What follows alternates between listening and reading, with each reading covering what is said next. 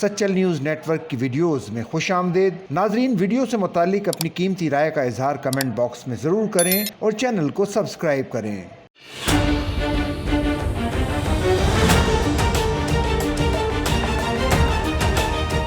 موسمیاتی تبدیلی اور گرمی کی شدت کے باعث پانی کی قلت کی صورتحال تشویشناک حد تک خراب ہے، جس کے سبب اندرون سندھ پھلوں کے بادشاہ آم کی فصل بھی شدید متاثر ہوئی ہے۔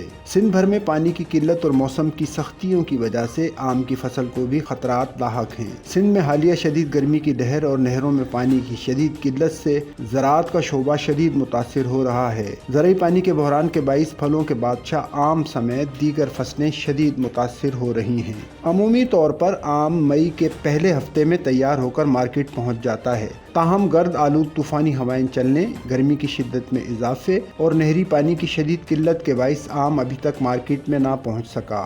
آم کی کاشت سندھ میں 13,000 ایکڑ رقبے پر کی جاتی ہے، جو صوبے کی سب سے بڑی فصل کہلاتی ہے، جبکہ ٹنڈو لیار دوسرے اور حیدرآباد تیسرے نمبر پر ہے۔ سندھ میں مجموعی طور پر آم کی سالانہ پیداوار 3,92,000 میٹرک ٹن ہوتی ہے۔ اس حوالے سے کاشتکاروں کا کہنا ہے کہ رواں سال آم کے درختوں کو پانی فراہمی 70% کم ہوئی، جس کی وجہ سے باغات خشک سالی کا شکار ہیں۔